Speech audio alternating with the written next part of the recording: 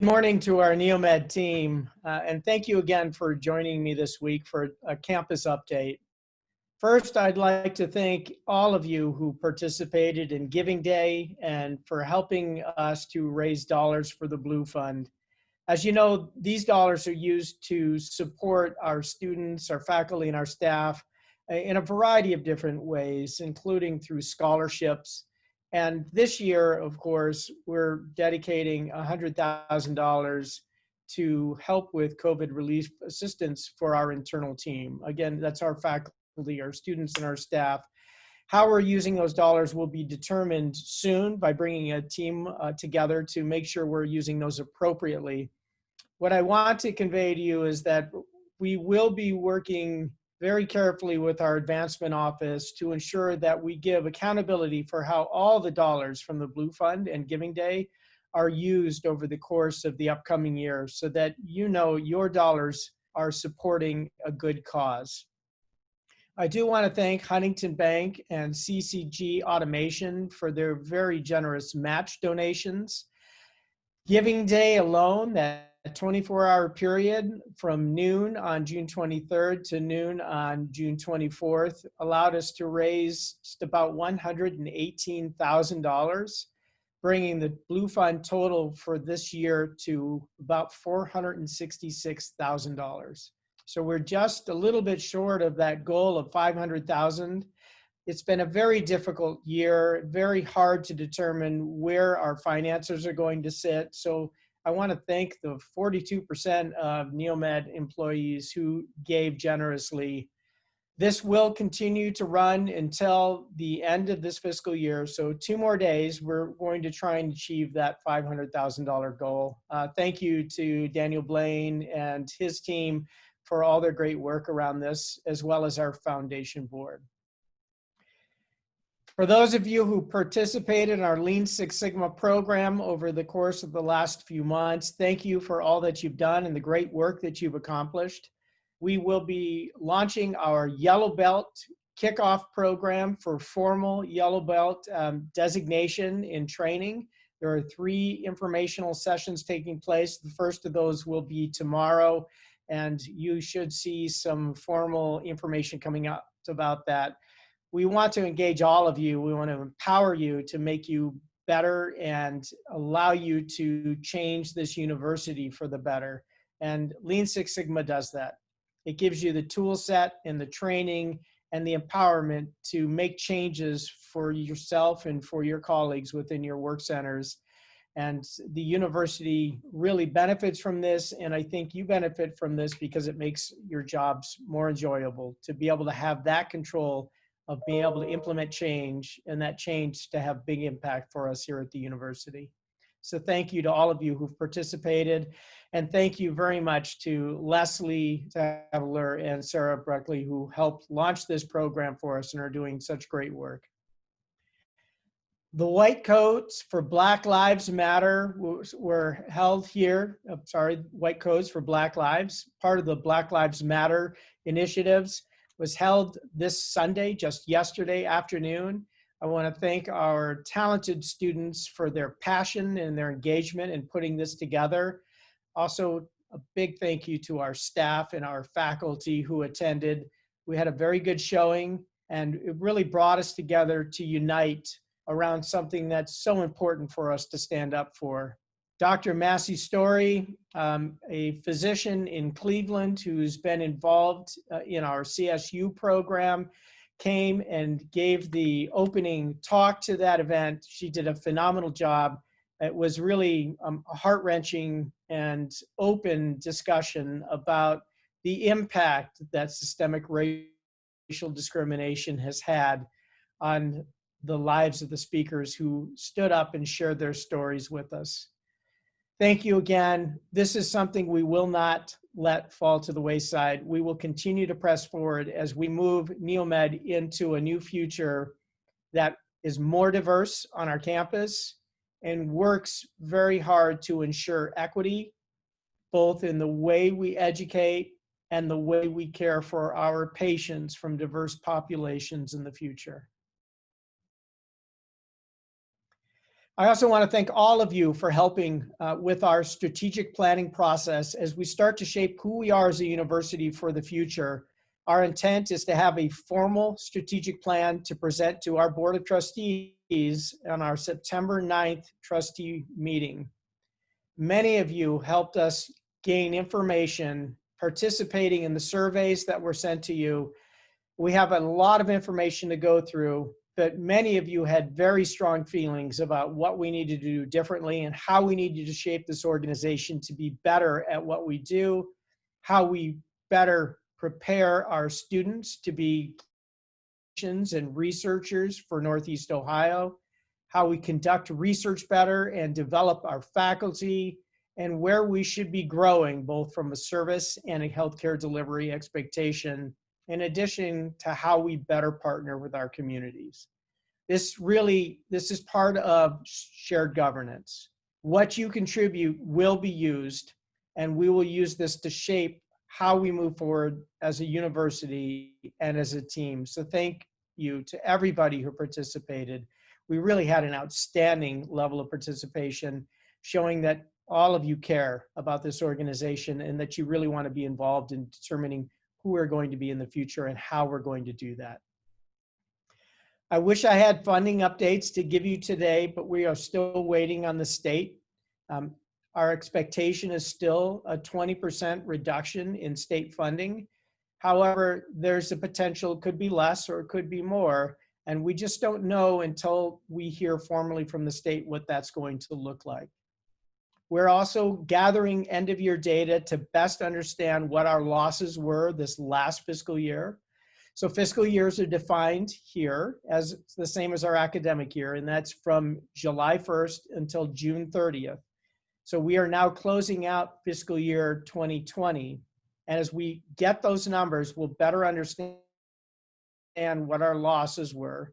And we're hoping they're not going to be as great as they could be, but still predicting they'll be about $2.5 million less than we would normally have been able to gain as a university due to both state funding reductions from this last 2 months, as well as losses that we've suffered due to COVID-19.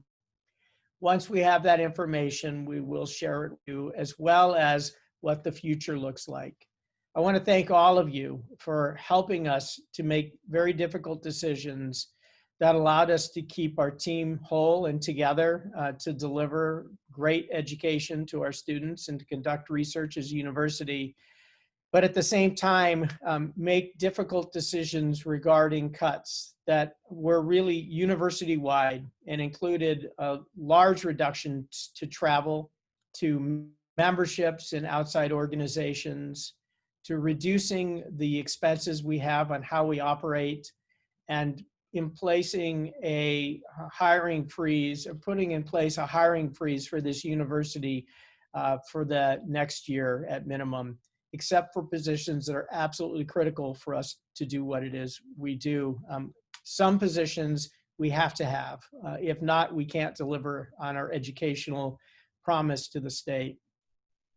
Once we do know what the actual cuts from the state will be and better understand what our losses are and will be due to COVID-19, we can then go back and reassess some of the cuts that we put into place so that in the future we'll be able to make some of those whole again.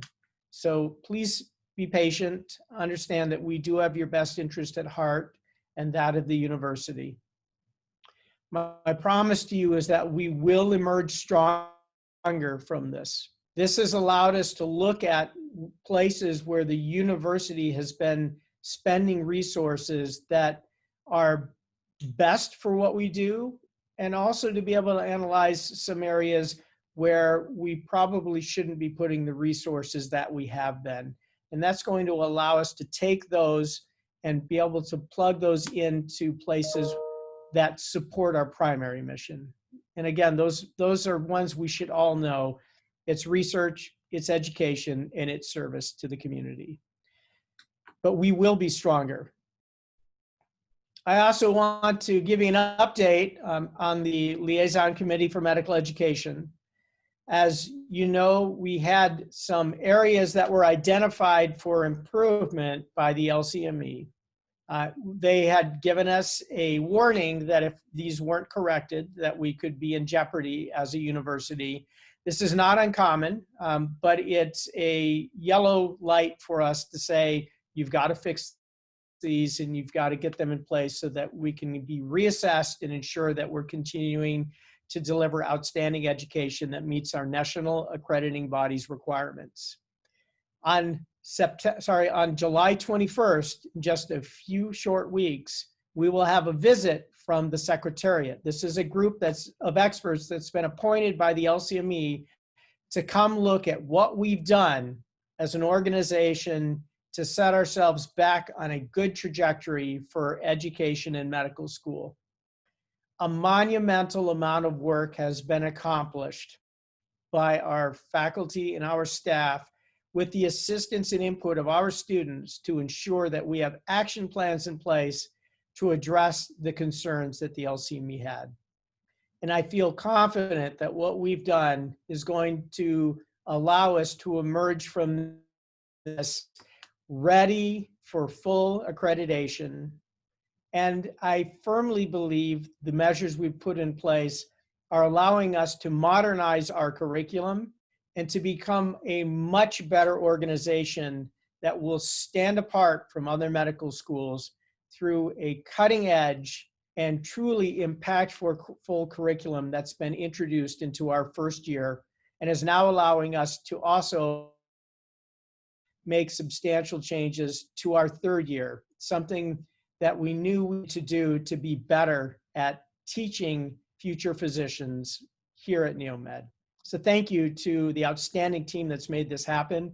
We've done it in a very short period of time, and this is not easy work. So my hat is off to all of you for the incredible work that you've done for us. We have safely navigated the first two phases of our return to work plan for our faculty and our staff, and we begin phase 3 on Monday, July 6th. I want to share that we have followed very closely those who've been back on campus to date, and they have followed all of the rules. People who work at this institution have been wearing their coverings when in community areas. They have been following the social distancing requirements that have been set by the state of Ohio. They've been practicing good hygiene, and they've been screening themselves every morning and reporting in that their temperatures are within normal limits and that they are not experiencing any concerning symptoms. To my knowledge, we've had no new COVID positive exposures on our campus, and I'm really pleased with the effort that our community is putting out to ensure the safety of everybody on NeoMed's campus. Phase 3, I'm confident, will continue to bring that same level of engagement. We have one goal, and that is to ensure that we have a safe place for our students to train and for our employees to come to work.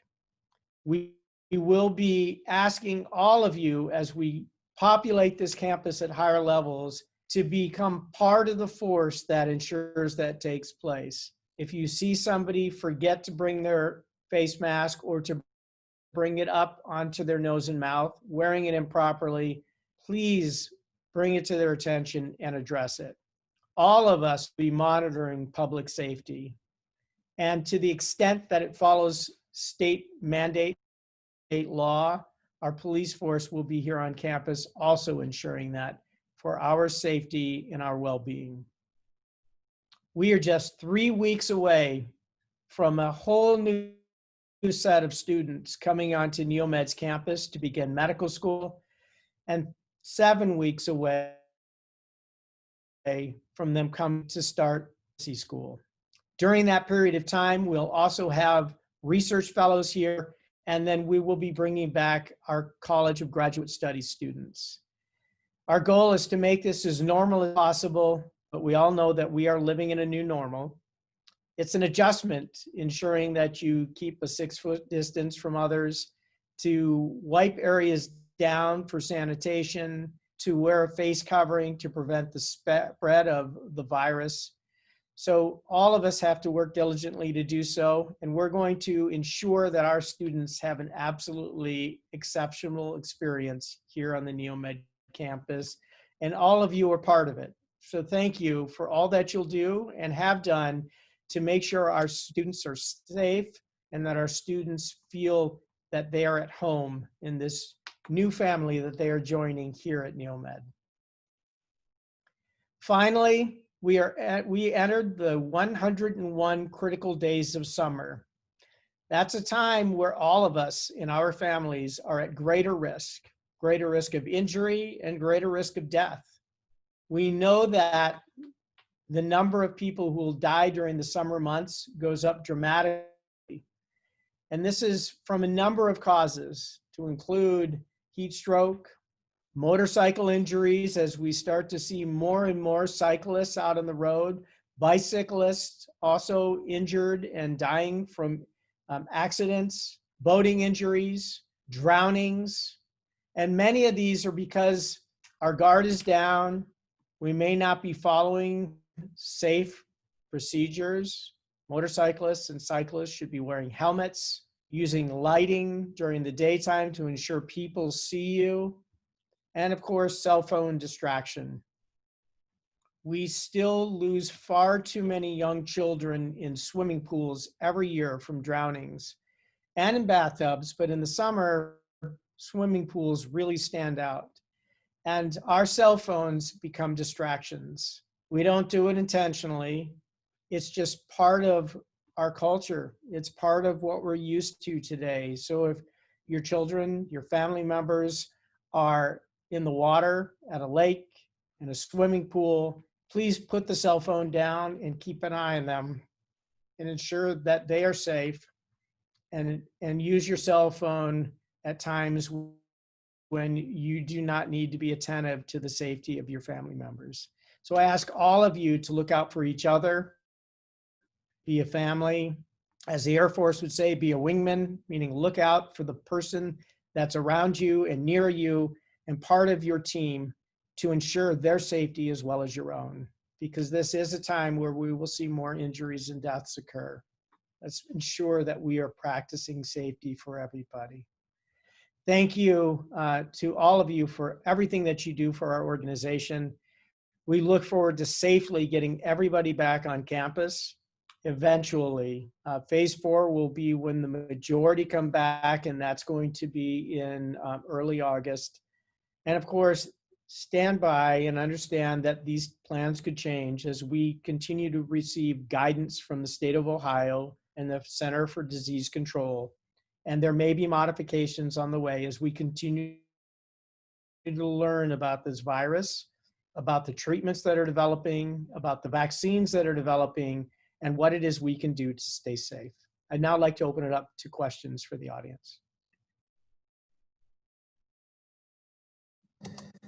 Yes, the first question.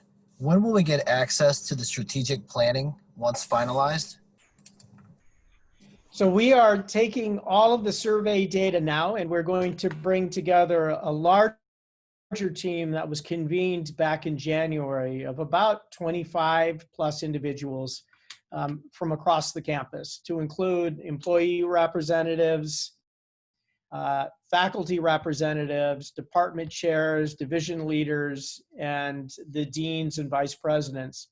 As we start to go through the data that we've been given, we will then come back out to the community and get input with where we're going and how we're shaping this. Some things have really stood out already, and some of those are what we can do to differentiate ourselves as a university. And a couple of the key areas are around social determinants of health. It's also around increasing diversity of our population, every group on this campus. And it's about creating leaders. We've seen a large number of our faculty and our alumni report that leadership is something that is part of the fabric of who we are, and that we need to be intentional about how we create future leaders and how we build leaders within our organization. Other pieces that are really noted to be important are how we take care of our internal team, how we compensate them fairly, how we best develop them for their future as well as the university's future, and how we can be better parts of our members and partners in our community. So we will get the working draft out and ask for more of your input. We have a large team of individuals, over 500, and so it's hard to get us, especially with COVID-19, into one building or one room to be able to have a discussion. So the best thing for us to do is to get out what you've shared, continue to refine the input, start to put out drafts of what we think the strategic plan should look like, get your input on that, and then we will put together a final document that we'll get in front of our board of trustees, because our trustees have been empowered by the governor of the state of Ohio to really be the drivers of our strategy. And so we give them what we believe our strategic plan should be, to include our mission, our vision, and our core values. And it's really up to them to make the decisions that they approve it, because they believe it's in the best interest of the state of Ohio and the best interest of our region and of the university as a whole. So this is the way we'll continue to engage, and we will get input from our students.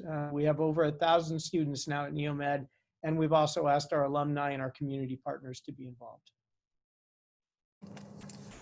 Is there any word on when the new M1s will learn what their summer and fall schedules will look like? We just had a discussion about that today. In fact, we understand that it's absolutely critical that we get this language out to them soon.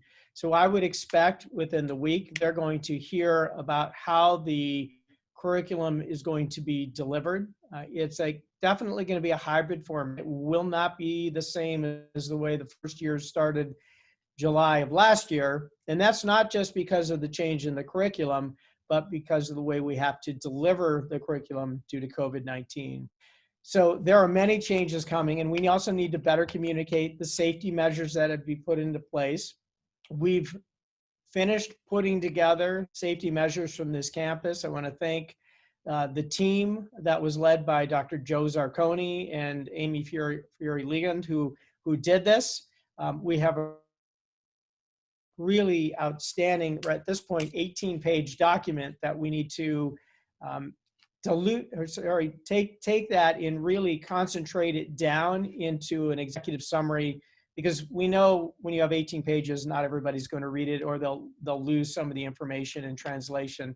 So that will be shared with our students. We'll have a separate version for our faculty and staff, but I would expect that to be out within the week, because we are 3 weeks away from our students coming onto this campus.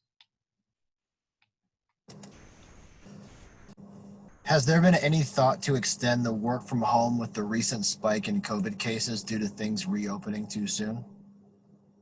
We have not yet, and there's a number of reasons for that. One, we're following the state rules. So Governor DeWine and the acting director of the Department of Health, as well as the decisions being made at the Inter-University Council, which is, it's not just a group of the 14 presidents of the public universities, but a compilation of the leadership across all of those universities. And we're following the guidance being put in place by a separate subcommittee of the IUC that's being led by Forrest Faison. Dr. Faison is the former Vice Admiral and Surgeon General of the Navy, who now is leading this effort through his position at Cleveland State University. For now, we are following the rules put in place here in Ohio, and we know that the measures that we put in place, the social distancing, the hand hygiene, and the coverings work. We believe the spread, the increase that's taken place is from people not following these measures. And so we are going to ensure safety on this campus and work closely with those organizations to get us back to where we need to be. At this point, we are still taking people who are at risk or do not need to be here for the return to campus of our students or for the return for research, and still pushing that off until August. And again, that August, I believe it's August 8th date, is one that isn't set in stone. It's our intent as we watch the increases take place or not take place. Right now, most of the increases are taking place in parts of the country that either came back too quickly without following the safety rules or never actually had their first wave surge. States like Utah and Arizona, states like Texas and Florida. So we're not seeing a second surge. It looks like what we're seeing is an expansion of the first, or those finally getting their surge that hadn't really gotten it in the past. We'll continue to watch and monitor Ohio very carefully with the experts and make the decision as time goes by.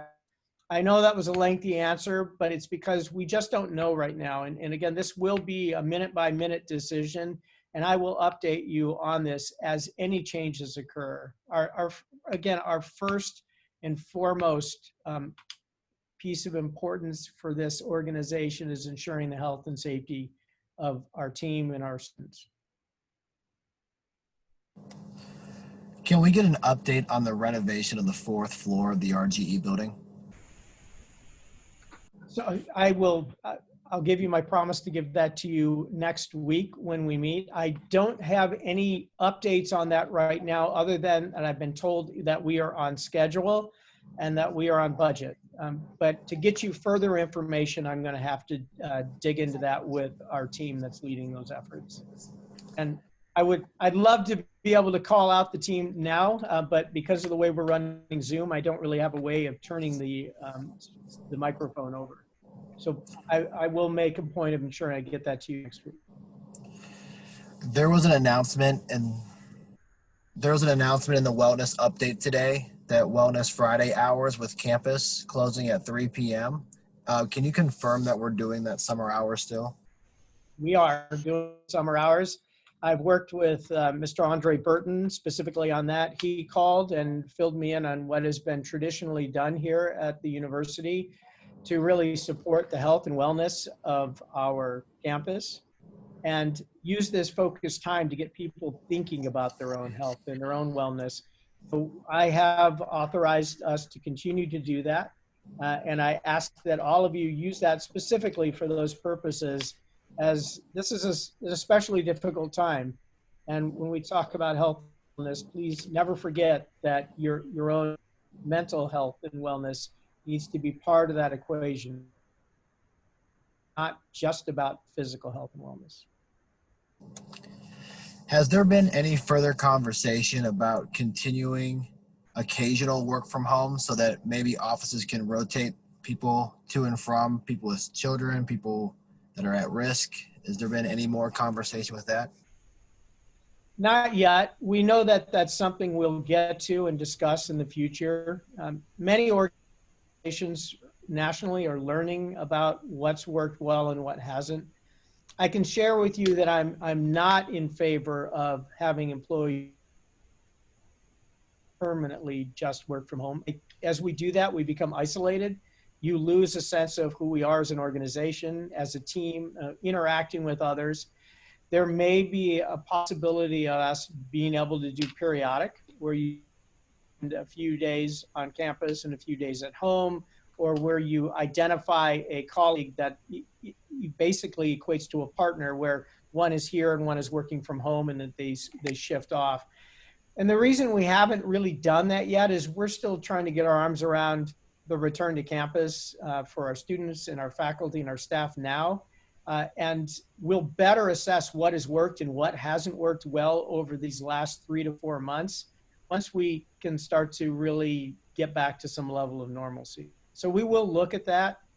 That's something we'll do with our HR department, but right now it's just a little bit too early. We still don't really understand what work from home maneuvers have caused us not to be as effective and which ones have allowed us to be as or more effective. And I believe we will be more effective in some areas. And some of that may simply be getting the job done, but not spending money on utilities and space and maintaining space for people to be here on campus. Will there be any protocols in place by August return to campus date for those that do travel out of Ohio to hotspot areas, such as someone in the office traveling back from Texas, still mandating the 14-day quarantine? We are actually we're going to follow the state rules. And the state's already laid out, the 14-day quarantine has been eliminated. And so if you are in a hotspot, then you should self-identify. And if it looks like you are at high risk, it's reasonable to still be in a 14-day quarantine, but we are only going to enforce what the state has mandated upon us, as we're a state entity. So we're going to follow the same rules that ODHE and ODOT and the governor's offices would be following too. There are no further questions at this time. Thank you, everyone. Again, thank you for all you've done to help us get through these difficult times. I know we are not through everything yet. We hope that we don't have a second surge on our way in the fall and the winter. If we do, then we're going to have to completely reassess what we've done to this point and make some decisions again about how we continue to deliver on our mission and the ways that we'll be able to do that effectively. So thank you. Be safe, and do mind the 101 days of summer. Please ensure that what you're doing is safe for you and your families.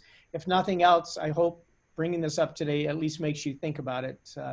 Put that cell phone down at times when you shouldn't be holding it, and look at other measures for ensuring the safety of yourself and your family members. Until we speak again in a week, have a wonderful week and enjoy your 4th of July holiday beginning Friday.